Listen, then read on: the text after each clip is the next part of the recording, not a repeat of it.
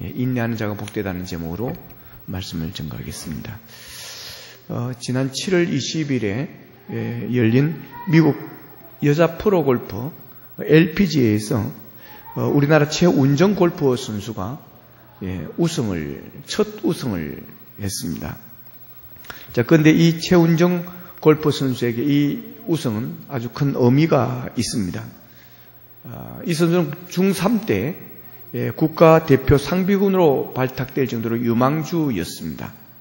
고3 때인 2007년에 미국으로 건너가서 골프에 단기 유학을 하고 왔습니다. 그리고 그 이듬해 LPGA 2부 투어를 통해서 프로로 전향한 그는 단번에 2009년 정규 투어 시드를 바로 획득하게 되어집니다. 최운정 골프 선수의 아버지 최지연 씨는 경찰 공무원이었습니다. 그런데 딸의 미래를 위해서 2008년부터 직장을 그만두고 딸의 캐디로 자청을 해서 딸을 도와주게 되어집니다. 아버지가 직접 캐디를 자청하고 나섰지만 그러나 현실은 녹록지가 않았습니다. 데뷔 후 첫 4개대회에서 연속 컷 탈락을 하는 아픔도 겪게 되어집니다. 2012년 메뉴라이프 클래식에서 준우승을 하면서 조금씩 정상이 보이는 듯 했습니다. 2013년 미즈노 클래식에서 준우승을 하고 2014년 ISP에서 한다 호주 오픈 등에서 준우승을 하게 되어집니다. 그렇지만 정상은 멀고도 힘들어 보였습니다. 아버지는 우승 못한 것이 자기의 책임인 것 같아서 딸에게 전문 캐디를 구해보라고 권면을 합니다. 그렇지만 딸은 첫 우승은 아빠와 함께 하겠다는 이 고집을 꺾지를 않았습니다. 아버지 캐디와 함께 지난 8년 첫 우승을 할 때까지만 백을 매겠다는 아버지의 약속을 드디어 이번에 지켰습니다. 그녀의 우승은 그녀가 데뷔한 지 7시즌 만이었고 157개 대회에 출전한 157개 대회에 출전한 것만에 그때 이제 드디어 성과를 거두게 되어졌습니다. 그러니까 156전 157기가 되어지는 겁니다. 156전 157기. 여러분, 포기하고 싶을 때가 한두 번이었겠습니까? 낙심할 일이 한두 번이었겠습니까? 제가 운전면허 3번 딱 떨어지고 나니까 그때는 포기하고 싶어졌습니다. 운전면허장 삐 하면 다시 나오고. 연습할 땐 잘했는데 가서 또 하면 어떻게 T자 들어가다가 삐 하고 3번 딱 떨어지고 나니까요. 시험 치기 싫었습니다. 운전은 나하고 체질이 안 맞는구나. 그래서 곧바로 아내에게 당신이 운전면허 따라 그랬습니다. 아내가 학교 다니고 바쁠 때입니다. 근데 이 아내가 공부를 이론을 치고 1차에 붙고 또 실기에 가더니 서울 강남 운전 면허장에서 1차에 바로 따오는 겁니다. 그때부터 제가 제 아내를 존경하기 시작했습니다. 운동 감각 이런 거 제가 좀 무시를 하고 했는데 잘난 척하던 교만 완전히 꺾여졌습니다. 3번 떨어지고 나니까 딱 절망되었습니다. 1종에서 2종으로 바꿔야 되겠다는 생각을 했습니다. 그러나 아무래도 또 교회 가면 봉고를 몰아야 될 그런 처지일 것 같아서 또 1종을 안 하면 안 될 것 같았습니다. 그래서 또 다시 도전했습니다. 또 떨어졌습니다. 그리고 그 다음 또 했습니다. 또 그때 붙었습니다. 여러분 156점 157기 이런 이 말같이 쉬운 게 아닙니다. 여러분. 대학 재수 한번 해보십시오. 대충 재수까지 넘어가지만 삼수 떨어져 보십시오. 그때부터는 절망합니다. 156점 157기 여러분 이거 보통 아닙니다. 우리가 윷놀이도 몇 판 져보십시오. 1000원 빼기 하는데도 이거 미칩니다. 한 3판 4판만 내리져 보십시오. 그 판 깨지면 분위기 살벌합니다. 여러분. 근데 156점 157기 여러분 이건 대단한 인내가 아니면 해낼 수가 없는 것입니다. 이 아버지가 하다가 너무너무 안타까워서 이것이 자기의 죄 같아서 자기의 부족함 같아서 이제 내 그만할게. 전문 캐디에서 네가 한번 해보라고 할 정도로 권면을 했습니다. 그럼에도 불구하고 최운정 선수는 포기하지 않고 끝까지 달려갔습니다. 오랫동안 인내했습니다. 최운정 선수가 아버지와 약속을 지키기까지 필요했던 것은 인내였습니다. 그가 첫 우승을 하기 위해서 필요한 것은 인내였습니다. 그는 아버지의 약속을 지키기 위해서 오랜 시간 동안 인내했습니다. 그 결과 그는 LPGA의 첫 승을 거두고 우승 상금 한 경기 만에 한 우승 22만 5천 달러. 계산 나옵니까? 잘 안 나오죠. 우리나라 돈으로 2억 5천만 원을 받게 되었다라고 합니다. 여러분 딸이 있으면 골프를 시키시기를 바랍니다. 한 번 우승하면 2억 5천만 원. 여러분 이번에 거둔 그의 첫 승은 실력의 결과가 아니라 바로 인내의 열매였습니다. 오늘 본문 11절에 보면 보라 인내하는 자를 우리가 복되다 하리니 그랬습니다. 여러분 이 체험운영 프로골프가 여러분 인내함으로써 복을 받은 것입니다. 상금 여러분 얼마나 많습니까? 여러분 인내하는 자를 우리가 복되다 하리니 여러분 끝까지 인내하고 끝까지 참는 자에게 복이 따라온다라고 하는 겁니다. 그러니까 인내하지 못하면 복을 놓쳐버린다는 겁니다. 참지 못해서 복을 차버리는 경우가 많이 있다라고 하는 것입니다. 여러분 참는 것 잘 하십니까? 인내심이 강하십니까? 인내 참는 것은 믿음을 가진 사람이 보여야 할 가장 기본이 되는 것입니다. 모든 좋은 열매를 맺기 위해서는 모든 일에 좋은 결과를 얻기 위해서는 참는 것, 인내가 필요합니다. 사랑을 가르친 고린도전서 13장에 보면 4절부터 7절에 보면 이렇게 사랑에 대해서 쭉 나오는데 거기 보면 첫 마디가 사랑은 첫 번째 뭐예요? 오래 참고. 예. 사랑은 뜨겁고 사랑은 잘해주고 막 이럴 것 같은데 사랑을 하나님은 첫 번째로 오래 참는다 그랬습니다. 사랑한다면 정말 진실로 사랑한다면 참을 수 있어야 된다라고 하는 것입니다. 그리고 마지막 부분에서는 모든 것을 견디느니라 그랬습니다. 모든 것을 견디느니라. 그러니까 사랑도 참고 견디는 것으로 인해서 유지되어진다라고 하는 것입니다. 사랑을 비롯한 세상 사람 모두가 참는 것, 인내하는 것 없이는 감당하기 어려운 고난의 연속입니다. 학생들이 배우는 것도 어렵습니다. 가끔 부모님들 가운데 밥 먹고 학교만 다니는데 왜 못하느냐고 그럽니다. 여러분 그러나 공부하는 것, 배우는 것 어렵습니다. 돈 버는 거 쉽습니까? 직장 생활하는 거 쉽습니까? 직장 생활 들을 거 아닐 거 와서 사업하고 장사하면 속 편하고 막 그럴 것 같지만 여러분 좀 하다 보면 아이고 직장 생활이 더 편하다. 봉급 받는 것이 더 편하다. 이런 말하는 사람 제가 몇 번 들어왔습니다. 여러분 세상 살이가 그렇게 녹록지 않습니다. 자녀를 기르고 가정을 지키는 것도 어렵습니다. 더욱이 신앙한 생활은 여러분 참는 것 없이 인내 없이는 어렵습니다. 그래서 사도 바울이 빌립보서 3장 12절에서 내가 이미 얻었담도 아니요 온전히 이루었담도 아니라 오직 내가 그리스도 예수께 잡히가 된 그것을 잡으려고 쫓아가노라 그랬습니다. 자신도 여전히 참고 견디며 달려가는 사람이라는 것을 그는 말하고 있습니다. 오늘 본문에서 참는다는 뜻의 표현이 무려 6번이나 반복되어지고 있습니다. 길이 참으라는 표현이 3번이나 나오고 길이 참으라 이것은 끝까지 참으라는 겁니다. 조금 참다가 포기하는 것은 길이 참는 것 온전한 인내가 아닙니다. 끝까지 참아야 한다고 하는 것입니다. 여러분 이 끝까지라는 것 길이 참으라 끝까지 참는 것 이게 아주 중요합니다. 여러분 잘 참으시다가 그냥 한번 폭발해버린 바람에 참지 못하는 바람에 여러분 그동안 참았던 것이 다 허사가 되어버리는 그런 경우가 얼마나 많은지 모릅니다. 정말 어렵고 힘들 때 정말 참을 수 없는 그럴 때 다 참아놓고 나중 가서 별것 아닌 게 거기서 참지를 못해가지고 이를 거르치는 일들이 우리에게 많습니다. 그래서 오늘 성경은 길이 참으라 그랬습니다. 끝까지 참으라는 것입니다.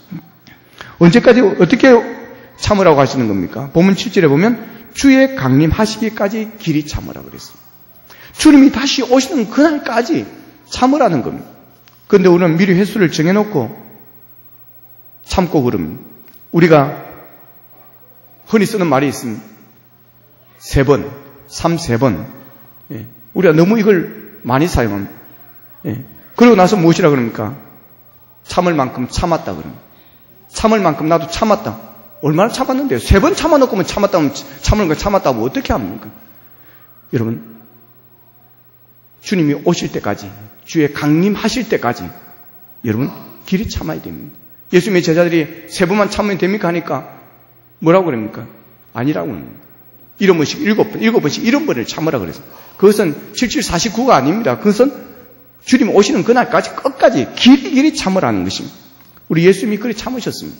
끝까지 참으셨습니다. 예수님께서 길이 끝까지 참지 않았으면 구원은 이룰 수가 없습니다.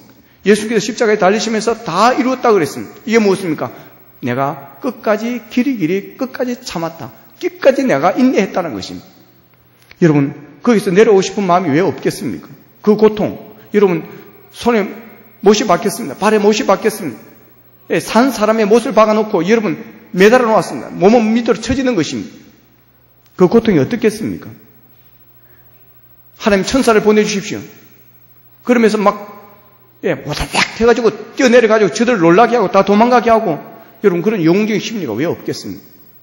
주인공은 원래 죽지 않는 것입니다. 요즘 미션 임파서블 하는데 그 톰 크루즈 몇 번 잡히는데 다 풀고 또 나오는 것입니다. 끝까지 사는 것입니다. 예수님도 주인공 아닙니까? 성경의 주인공이 누굽니까? 예수님입니다. 그러나 예수님은 우리의 구원을 이루기 위해서 거기서 끝까지 모진 조롱과 핍박과 뺨을 맞으면서 여러분 끝까지 참으시는 것입니다. 그래서 구원을 이루셨습니다. 여러분, 예수 그리스도의 십자가를 바라보면서 여러분 길이 참을 수 있기를 축복합니다. 오늘 본 8절 말씀에 보면 너희도 길이 참고 마음을 굳게 하라. 주의 강림이 가까우시니라 그랬습니다. 주님은 멀리 계시지 않는다는 겁니다. 주님은 가까이 계신다는 것입니다. 믿으시기를 축복합니다. 주님 그분은 곧 오셔서 우리에게 억울함을 풀어주신다는 겁니다. 우리가 흘린 눈물을 아름다운 진주로 바꾸어 주신다는 것입니다. 심지어 9절 끝부분에는 이렇게 기록하고 있습니다. 보라, 심판자가 문 밖에 서 계시니라. 주께서 곧 문을 열고 들어오신다는 겁니다. 문 밖에 서 계신다는 것입니다. 그래서 그분이 들어오셔서 우리의 땀과 눈물을 모두 닦아주시고 우리를 모든 고난에서 구원해 주신다는 것입니다. 그러니 조금만 더 인내하고 참으라는 겁니다.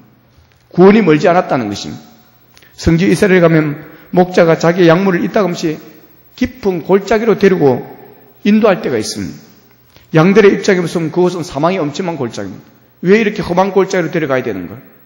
여러분, 왜 목자가 자기가 사랑하는 그 어린 그 양떼들을 데리고 여러분 그런 깊은 골짜기를 인도하는 것입니까? 고생시키려고 그러는 것입니까? 골뱅 들게 하려고 그러는 것입니까? 아닙니다. 바로 그 앞에 푸른 초장과 실만한 물가가 기다리고 있으니까 그런 것입니다. 자기의 약물을 깊은 골짜기로 인도하는 이유가 바로 거기에 있었던 것입니다. 여러분, 여러분의 삶이 깊은 골짜기에 처해 있는 것 같습니까? 이렇게 살 바에 차라리 죽는 게 더 낫겠다라고 생각하시는 만큼 여러분이 사망한 엄청난 골짜기에 여러분이 놓여 있지는 않습니까? 그렇더라도 조금만 더 참으시기를 바랍니다. 골짜기에 가려져서 앞이 보이지 않을 뿐입니다. 선한 목자 되시는 하나님의 인도하심에 모든 것을 맡기시고 그분을 따라갈 수 있기를 축복합니다. 우리가 참고 인도하면서 앞에 놓이는 삶 모퉁이를 돌았으면 우리가 상상하지 못했던 엄청난 하나님의 복이 기다리고 있는 것입니다. 푸른 초장과 실만한 물가가 우리를 기다리고 있는 것입니다. 그때 하나님이 왜 나를 깊은 골짜기로 인도하시는지 그 이유를 우리가 깨닫게 되어질 줄로 믿습니다. 내가 사망의 엄청난 골짜기에서라도 왜 조금 더 참고 인내하게 되는지 그 이유를 드디어 발견하게 되고 깨닫게 되어지고 알게 되어질 줄로 믿습니다. 여러분의 어떠한 어려운 문제가 있습니까? 원치 않는 십자가를 지고 있습니까? 억울한 일을 당하고 있습니까? 그래도 여러분 길이 참으시기를 바랍니다. 인내하는 자에게 복이 주어진다 그랬습니다. 복은 인내하는 자의 상급입니다. 그래서 오늘 본문에 보면 그 증인이 욥이 있지 않느냐는 것입니다.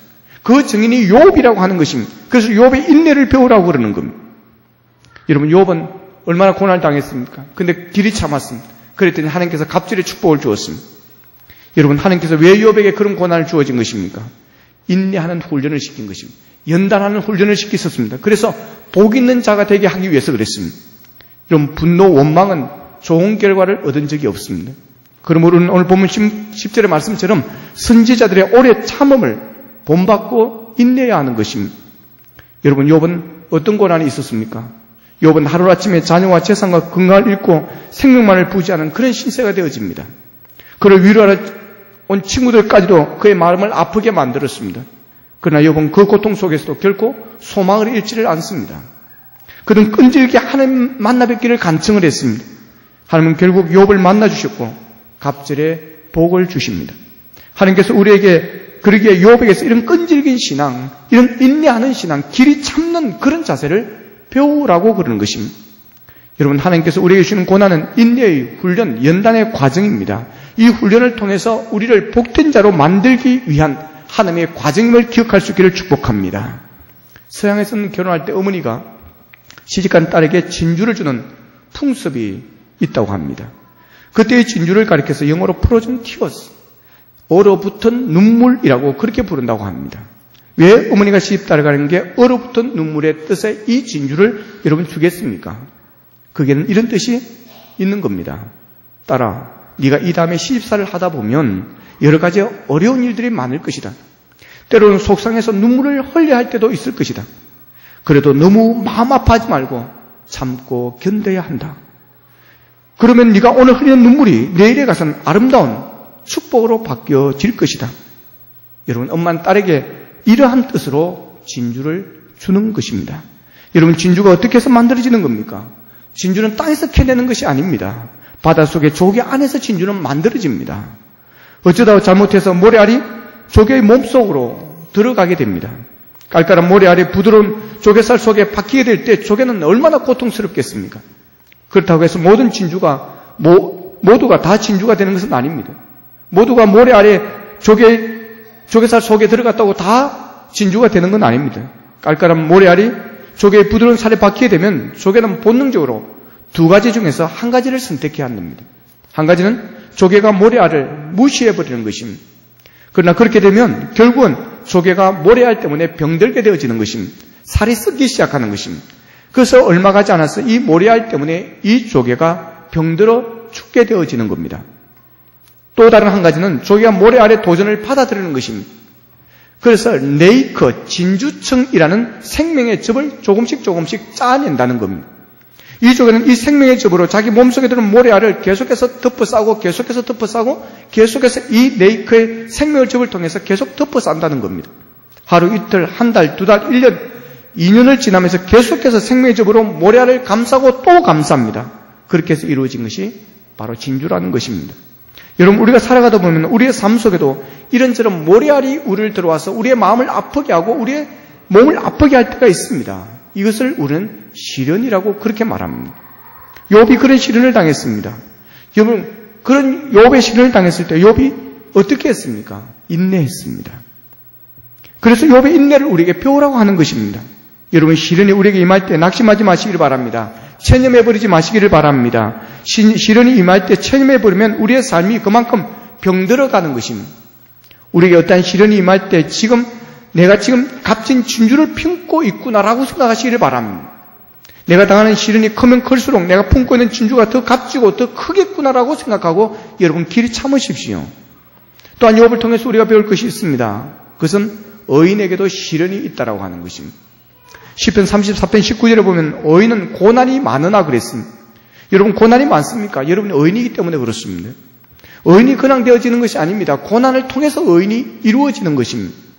여러분, 의인치고 고난을 당하지 않는 의인이 없습니다. 선지자치고 고난을 당하지 않은 여러분 선지자가 없습니다. 의인도 그렇고 위인도 그렇고 그 공통점은 고난이 많다라고 하는 것입니다. 하나님께서 귀하게 쓰임받는 사람들 치고 여러분 고난을 당하지 않고 고난의 연단의 과정을 거치지 않고 위대하게 쓰임받는 일꾼은 없습니다. 여러분, 고난이 많습니까? 하나님께서 여러분을 진주같이 쓰시고자 하는 하나님의 뜻이 있음을 믿으시기를 축복합니다. 시련이 많습니까? 여러분을 진주 같은 보배로운 자로 만들고 계시는 과정입니다. 인내의 훈련을 시키고 연단의 훈련을 시키고 계시다라고 하는 겁니다. 고통 결코 악이 아닙니다. 시련은 결코 저주가 아닙니다. 하나님이 우리를 더 귀하게 쓰시기 위해서 단련시키는 과정입니다.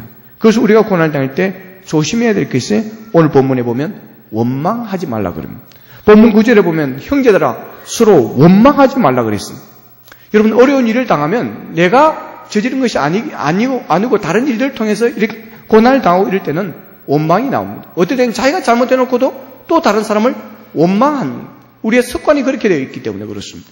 원망하는 체질이 되어 있기 때문에 그렇습니다. 원인을 자꾸 밖에서 찾으려고 하기 때문에 그렇습니다. 여러분, 시련이 왔을 때 원망하지 마십시오. 환경을 원망하지 마십시오. 고난은 원망하라고 주시는 것이 아니라 고난은 이겨내라고 주시는 것입니다. 고난을 통해서 인내하여 연단받고 여러분 순금같이 되라고 더 우리에게 복된 자로 만들기 위해서 주시는 과정이라고 하는 사실입니다. 그래서 원망하지 말라, 서로 원망하지 말라 그랬습니다. 이게 우리가 욥에게 배워야 됩니다. 욥은 의인이었습니다. 정말 믿음 생활을 잘했습니다. 선하고 착한 사람이었습니다. 그런데 고난을 당했습니다. 원망할 만합니다. 하나님, 내가 왜 뭘 잘못했습니까? 내가 뭘 하나님을 실망시켰습니까? 내가 무슨 죄를 저질렀습니까? 정말 하나님이 공의로우신 하나님이 맞습니까? 라고 여러분 원망할 수 있습니다. 원망할 일이 한두 가지가 아닙니다. 그때 욥이 한 말을 들어보십시오. 욥기 1장 21절 22절에 보면 이르되 내가 못해서 알몸으로 나왔은즉 또한 알몸이 그리로 돌아가올지라. 주신이도 여호와시요 거짓신이도 여호와이시오니 여호와 이름이 찬송을 받으실지어다 하고 이 모든 일에 욥이 범죄하지 아니하고 하나님을 향하여 원망하지 아니하니라 그랬습니다. 여러분, 욥이 그러한 상태에서도 불구하고 여러분 범죄하지 않고 하나님을 향해서 원망하지 않았다는 것입니다. 내가 올 때도 빈손으로 왔고 그러니 갈 때도 내가 빈손으로 갈 것이고 그러면서도 그는 그 상황에서 여호와 이름이 찬송을 받으실지어다 그러고 있습니다. 왜 그렇습니까? 빈손으로 왔는데 그동안 그렇게 많은 것을 누릴 수 있도록 하나님께서 나를 빌려주셨고 임대해 주셔서 잘 썼다라고 하는 것입니다. 그러니 여호와 이름이 찬송을 받을지어다 그럽니다. 여러분, 사람들의 심리는 희한합니다. 예. 남의 도움으로 살고 남의 집에서 좀 살아라 해놓으니까 잘 살고는 비워달라 그러면 그때는 또 원망하고 욕하고 그러면 어떻게 그럴 수가 있느냐고 막 그러니. 여러분, 이것이 죄인의 습성입니다. 원망이 습관에 되어 있기 때문에 그렇습니다. 욥을 보십시오. 하나님을 주인으로 그분이 나의 삶의 주인이라는 것입니다. 그렇기 때문에 모든 것을 다 잃었음에도 불구하고 나는 빈손으로 왔는데 하나님께서 그동안 이렇게 잘 살 수 있도록 은혜를 베푸셨기에 지금 모든 것을 다 잃었다 할지라도 오직 그분을 찬송하고 그분에게 영광을 돌리고 있습니다. 여러분, 우리에게 이런 믿음이 있기를 축복합니다. 그의 아내에게도 원망하는데 그 아내에게도 원망하지 않습니다. 그의 아내가 욥을 어떻게 합니까? 욥기 2장 9절에 보면 당신이 그래도 자기의 온전함을 굳게 지키느냐 하나님을 욕하고 죽으라 그럽니다. 지금 욥이 어떤 상태입니까? 자식을 다 잃었습니다. 10명의 자녀를 다 잃었습니다. 그 많던 재산 다 날아갔습니다. 거기다가 몸조차 좋지 않습니다. 욥기 2장 7절에 보면 그의 발바닥에서 정수리까지 종기가 났다 그랬습니다. 머리부터 발끝까지 성한 데가 없습니다. 종기가 났습니다. 그래서 8절에 이어서 보면 욥이 제 가운데 앉아서 질그릇 조각을 가져다가 그의 몸을 긁고 있습니다. 온 몸입니다. 부분적인 것이 아닙니다. 머리부터 발끝까지 긁지 않으면 견딜 수가 없습니다. 여러분, 옷에 걸려본 적이 있습니까? 예, 옷나무 잘못 건드려가지고, 예, 아니면 옷닭을 잘못 먹어가지고, 여러분, 몸에 옷이 올라오면요, 되게 간지럽습니다. 경험 안 해보시면 가서 옷닭이라 한번 잡숴보시길 바랍니다. 여러분, 그렇게 긁고 진물이 나고 아픈 것입니다. 그러면 그때 그의 위로자가 누가 있습니까? 아무도 없습니다. 자식들이 다 가버렸습니다. 그러니 이 아내가 이 욥의 위로자가 되어줘야 되는 것입니다. 그냥 옆에만 있어만 줘도 이 욥은 위로가 되어지는 것입니다. 외롭지 않는 것입니다. 그래도 당신이 있어서 내가 이 위기를 이겨낼 수 있었다. 당신 때문에 내가 힘이 되었다. 라고 말해줄 수 있는 것입니다. 그런데 그 아내마저 저주하라고, 하나님을 욕하고 저주하고 죽으라고 그러고 떠나는 것입니다. 여러분, 그 말을 듣고 욥이 어떻게 합니까? 욥 2장 10절에 보면 그가 이르되 그대의 말이 한 어리석은 여자의 말 같도다. 우리가 하나님께 복을 받았은즉 화도 받지 아니하겠느냐 하고 이 모든 일이 이래 욥이 입술로 범죄하지 아니하니라 그랬습니다. 입술로 범죄하지 아니하느냐, 하나님을 원망하지 않았습니다. 누구도 원망하지 않았습니다. 그의 아내를 원망할 수 있지만 원망하지를 않고 있습니다. 이것을 우리가 배우라는 것입니다. 여러분, 원망하지 않기를 바랍니다. 입술로 죄를 범하지 않기를 바랍니다. 본문 9절에 보면 서로 원망하지 않 그래 하여야 심판을 면하리라. 보라, 심판주가 문 밖에 서 계시느니라 그랬습니다. 형제들아, 서로 원망하지 말라. 왜 그런 것입니까? 그래 하여야 심판을 면하지 않는다는, 서로 원망하다 보면 결국 심판을 받게 되어진다라고 하는 겁니다. 심판주가 그리고 문 밖에 서 있으니까 원망하지 말고 남의 탓을 돌리지 말라는 겁니다. 그분이 문 밖에 서 계신다는 것입니다. 그분이 다 아신다는 것입니다. 하나님이 내 사정을 다 알고 계신다는 것입니다. 내 억울함을 다 알고 계신다는 것입니다. 내 시련을 다 알고 계신다는 것입니다. 여러분, 하나님이 여러분을 다 알고 계심을 믿으시기를 바랍니다. 문 밖에 서서 다 주님이 보고 계시는 것입니다. 기다리고 계시는 것입니다. 그분이 문 밖에 서 계시는 것입니다. 여러분, 요셉을 보십시오. 억울하게 감옥에 잡혔지만 아무도 그를 알아줄 사람이 없습니다. 그러나 하나님은 그를 알고 계셨습니다. 그가 어떻게 해서 억울하게 감옥에 가졌는지, 그가 어떻게 삶을 살았는지 하나님이 옆에서 함께 하셨고 보고 계셨습니다. 그러니까 하나님이 그를 위로합니다. 하나님께서 소망을 줍니다. 하나님께서 그에게 지혜를 줍니다. 그래서 그가 애굽의 총리로 쓰임받을 수 있도록 하나님께서 길을 열어주시는 것입니다. 여러분, 하나님이 알고 계심을 믿으시기를 바랍니다. 하나님이 보고 계심을 믿으시기를 바랍니다. 그러기에 원망하지 말고 인내하라고 하는 것입니다. 그래서 형제들아, 주께서 강림하시기까지 길이 참으라고 하는 것입니다. 농부가 땅에서 나는 귀한 열매를 바르고 길이 참아 이른 비와 늦은 비를 기다리는 것처럼 참고 기다리는 것입니다. 농부에게서 인내와 기다림을 배워야 됩니다. 훌륭한 농부가 되기 위해서는 인내심이 필요합니다. 속전속결을 원하는 사람은 농부가 될 수가 없습니다. 씨를 뿌리는 즉시 추수할 수가 없습니다. 열매는 하루아침에 맺어지는 것이 아니기 때문입니다. 열매를 위해서는 기다림이 있어야 됩니다. 열매는 하룻밤 사이에 맺어지는 것이 아닙니다. 땀 흘리며 애쓰고 노력하며 기다려야 됩니다. 그냥 앉아서 기다리는 것이 아닙니다. 소매를 걷어붙이고 걸음을 주고 밭을 일구면서 기다려야 되는 겁니다. 미당 서정주 시인의 국화 옆에서라는 시가 있습니다. 한 송이 국화꽃을 피우기 위해서 봄부터 소쩍새는 그렇게 울었나 보다. 한 송이 국화꽃을 피우기 위해 천둥은 먹구름 속에서 또 그렇게 울었나 보다. 그립고 아쉬움에 가슴 조이던 먼 젊음의 뒤안길에서 이제는 돌아와 거울 앞에선 내 누님같이 생긴 꽃이요. 노란 내 꽃잎이 피려고 간밤엔 무수리가 저리 내리고 내게는 잠도 오지 않았나 보다.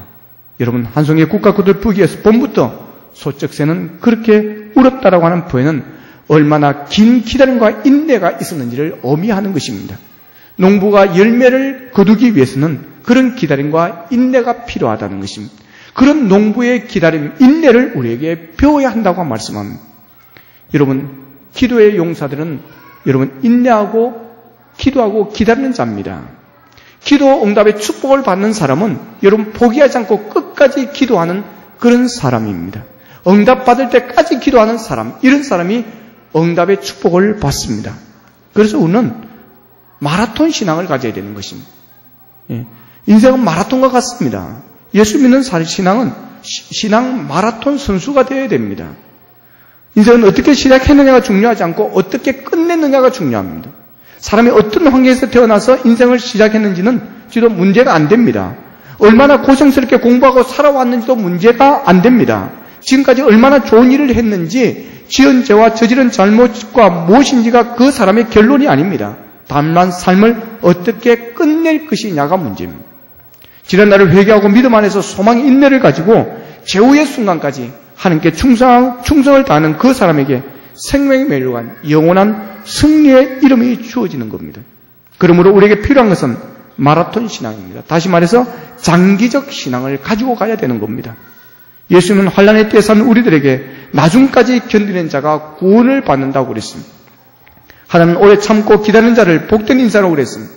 오래 참고 기다리시길 바랍니다. 큰 환난이 있습니까? 시련이 있습니까? 큰 어려움이 있습니까?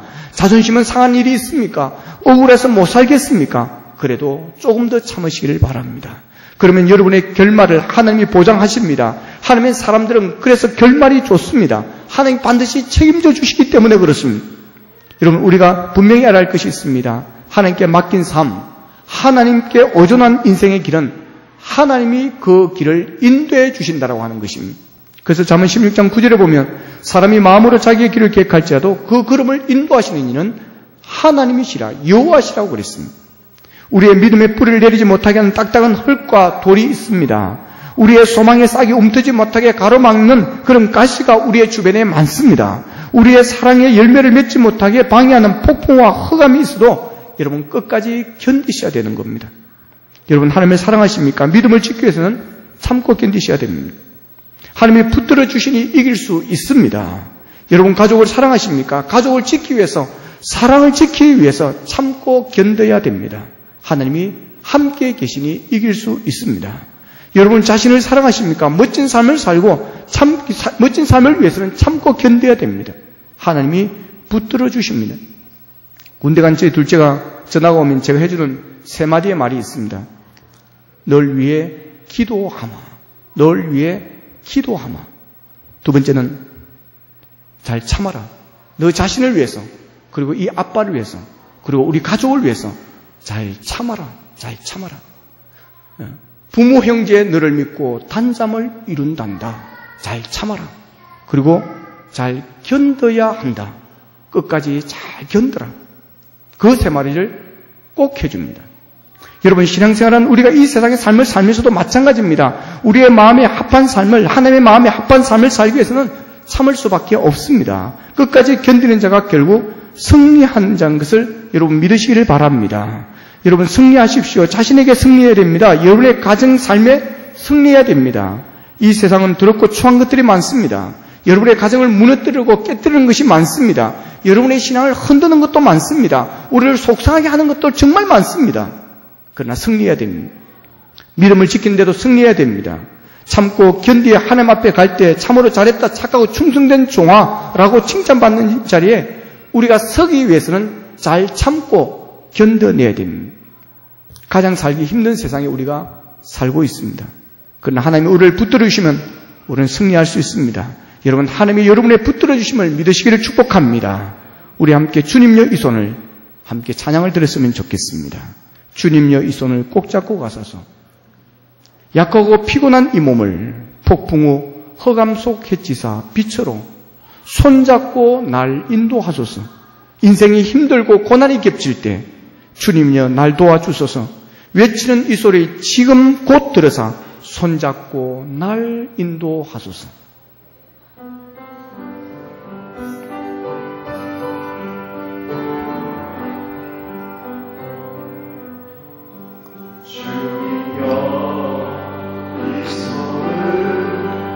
꼭 잡고 가소서. 약하고 피곤한 이 몸을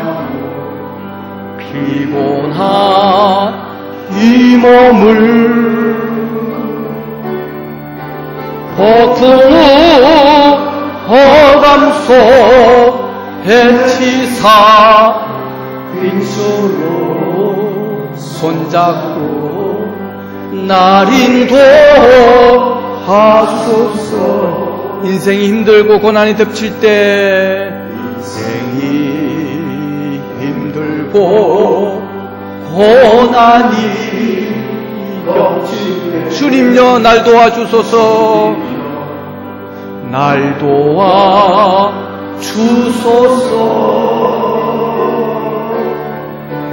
외치는 이 소리 귀 기울이시사 손잡고 날 인도하소서. Once more again, 한 번 더 부르는 주님여 이 손을 주님여. 우리 다 같이 손을 들고 부르겠습니다. 손을 들고 두 손을 들고 가소서. 약하고 피곤한 이 몸을 피곤한 이 몸 폭풍 후 허감 속 해치사 폭풍 후 허감 속 해치사 빛 손잡고 날 인도하소서. 날 인도하소서. 인생이 힘들고 고난이 겹칠 때 인생이 힘들고 고난이 덮칠 주님여 날 도와주소서. 날 도와주소서. 외치는 이 소리 귀 기울이시사 외치는 이 소리 귀 기울이시사 손잡고 날 인도하소서. 날 인도하소서.